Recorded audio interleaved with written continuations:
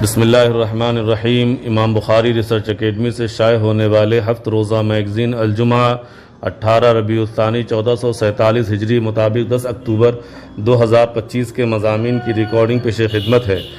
الحمدللہ رب العالمین وصلی اللہ علی النبی الامی الکریم، اما بعد۔ پہلا مضمون ہے کہ بھلائی کا بدلہ ضرور دیں، مولانا محمد فرید حبیب ندوی۔ اسلام میں اس بات کی بڑی اہمیت ہے کہ نیکی اور بھلائی کا بدلہ اچھائی سے دیا جائے۔ اگر کوئی ہمارے ساتھ بھلائی کرے تو ہمیں موقع ملنے پر اس کے ساتھ بھلائی کرنی چاہیے۔ یہ احسان شناسی کی پہچان ہے۔ اللہ تعالیٰ نے اپنے بارے میں خود یہ بتایا کہ وہ بڑا احسان شناس ہے۔ سورہ ابراہیم آیت نمبر 7 میں ہے کہ لئن شکرتم لأزیدنکم، کہ اگر تم شکر گزاری کرو گے تو میں تمہیں ضرور اور زیادہ دوں گا۔ اللہ تعالیٰ اس حد تک احسان شناس ہے کہ وہ ایک نیکی کا بدلہ 10 گنا بلکہ اس سے بھی زیادہ عطا کرتا ہے۔ یہی معاملہ نبی کریم صلی اللہ علیہ وسلم کا بھی ہے۔ جس نے کبھی بھی آپ کے ساتھ کوئی بھلائی کی، آپ صلی اللہ علیہ وسلم نے اس کا بدلہ ضرور دیا۔ ایک موقع پر نبی کریم صلی اللہ علیہ وسلم نے فرمایا کہ میرے ساتھ جس نے بھی کبھی کوئی احسان کیا میں نے اس کا بدلہ ضرور چکا دیا، سوائے ابو بکر کے کہ ان کا بدلہ قیامت کے دن اللہ تعالیٰ ہی عطا کرے گا۔ ترمذی۔ نبی کریم صلی اللہ علیہ وسلم نے اپنی امت کو بھی یہی تعلیم دی، چنانچہ فرمایا کہ جو شخص تمہارے ساتھ بھلائی کرے تم بھی اس کے ساتھ بھلائی کرو، یہاں تک کہ اگر تمہارے پاس کچھ نہ ہو تو اس کے لیے دعا ہی کر دو، یہ دعا ہی گویا اس کے احسان کا بدلہ ہے۔ ابو داود۔ دراصل یہ جو بڑی اچھی صفت ہے، اگر سماج میں اس کا رواج ہو جائے تو ہر طرف نیکی اور بھلائی پھیلنے لگے، نفرت دشمنی ختم ہو جائے، معاشرہ ظلم نفرت خود غرضی سے پاک ہو جائے، ہر جگہ الفت و محبت عام ہو جائے۔ نیکی کے بدلے میں نیکی کرنے کا عمل دلوں کو جوڑتا ہے، محبت بڑھاتا ہے اور امن و سکون کی فضا قائم کرتا ہے۔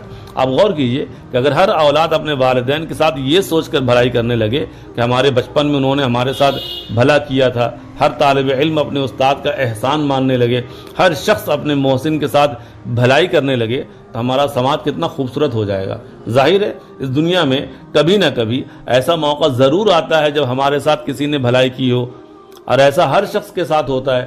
اب اگر ہر شخص بھلائی کے بدلے بھلائی کرنے لگے تو کیسا خوبصورت ماحول قائم ہو جائے گا۔ مگر افسوس کہ ہمارے یہاں احسان فراموشی کا مزاج بہت زیادہ ہے، ہم اپنے محسن کو جلدی بھول جاتے ہیں۔ ہمارے ساتھ اگر کسی نے 10 بار بھلائی کی ہوتی ہے اور ایک بار اس نے کچھ غلط کر دیا ہو تو ہم اس کی 10 نیکیوں کو بھلا دیتے ہیں اور اس کی ایک غلطی پکڑ کر بیٹھ جاتے ہیں۔ اس مزاج کی وجہ سے معاشرے میں بھلائی کا رواج کم ہو رہا ہے، اس کی جگہ نفرت، کدورت، خود غرضی، حسد پیدا ہوتا جا رہا ہے۔ ضرورت ہے کہ ہم ہر بھلائی کے بدلے میں بھلائی کریں، اپنے ہر محسن کو اس کا بدلہ ضرور دیں، ایسے ہی چراغ سے چراغ جلے گا اور روشنی ہوگی۔ قرآن نے کتنی پیاری بات کہی ہے، کیا نیکی کا بدلہ نیکی کے سوا کچھ اور ہو سکتا ہے؟ سورہ رحمان آیت نمبر 60۔ بھلائی کے بدلے بھلائی میں سب سے اعلیٰ ترین بات یہ ہے کہ ہم اپنے محسن کے ساتھ ویسی ہی یا اس سے بڑی کوئی بھلائی کریں، پھر اس سے کم کہ اس کے لیے دعائیں کریں، سب سے کم کہ اپنے دل میں اس کے لیے قدر و محبت کے جذبات رکھیں، اور یہ تینوں ہی باتیں ایک ساتھ اگر پائی جائیں تو کیا خوب بات ہو۔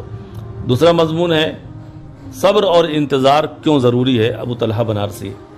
زندگی کے سفر میں ہم اکثر جلد بازی کے عادی ہوتے ہیں، ہم چاہتے ہیں کہ کامیابی فوراً مل جائے، خواب پلک جھپکتے پورے ہو جائیں، رزلٹ بغیر انتظار کے سامنے آ جائے، لیکن ہمیں یہ نہیں بھولنا چاہیے کہ کچھ بھی اچھا پانے یا بننے میں وقت لگتا ہے۔ جیسے ایک پودا ہے، بیج بوتے ہیں، پانی دیتے ہیں، دھوپ ملتی ہے، تب جا کر وہ پھل دیتا ہے۔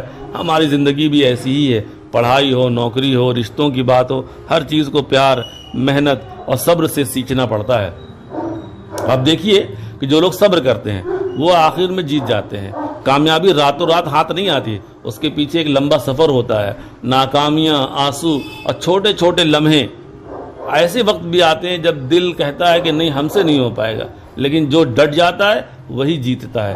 دنیا کے ہر کامیاب شخص کی کہانی کے پیچھے ایک لمبا اور مشکل بھرا سفر ہوتا ہے۔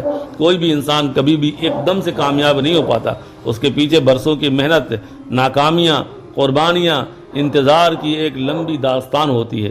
قرآن نے کہا ہے کہ ان اللہ مع الصابرین، اللہ صبر کرنے والوں کے ساتھ ہے۔ یہ آیت بتاتی ہے کہ اچھے نتائج کے لیے صبر اور انتظار دونوں ضروری ہے۔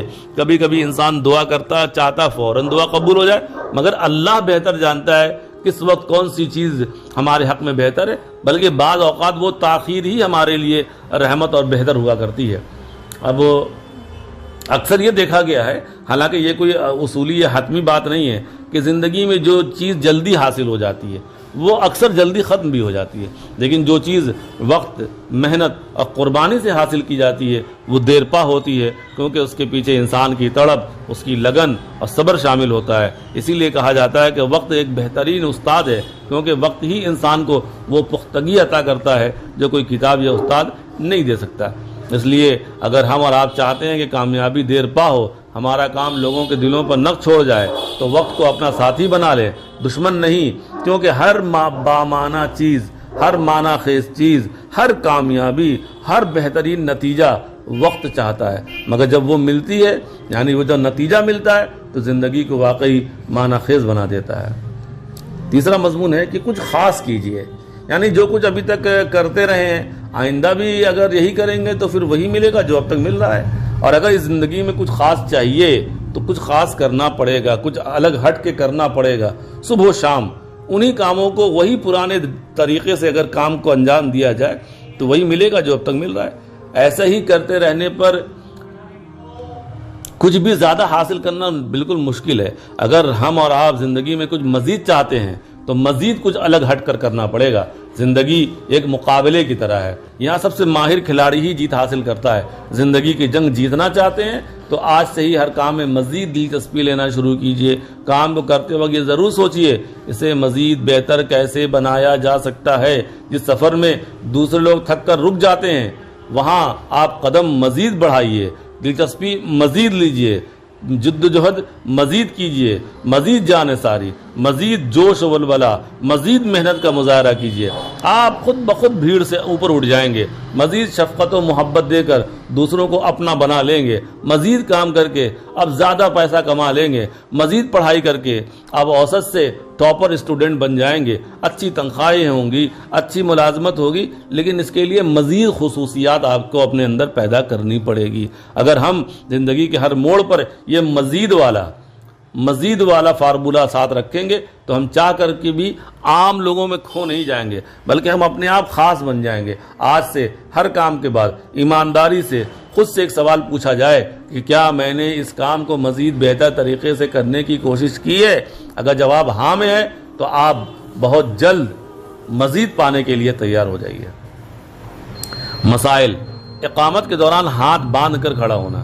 بہتر تو یہ ہے کہ اقامت کے دوران ہاتھ باندھ کر کھڑا نہ ہوا جائے، کیونکہ اس سے نماز پڑھنے والے کی مشابہت لازم آتی ہے۔ البتہ بھولے میں انجانے میں کوئی ہاتھ باندھ کر کھڑا ہو جائے تو کوئی گناہ نہیں، لیکن یہ واضح ہے کہ اگر کوئی اس کو سنت سمجھ کر یا مستحب سمجھ کر ہاتھ باندھتا ہے تو پھر یہ غلط ہے۔ السلام علیکم ورحمۃ اللہ وبرکاتہ۔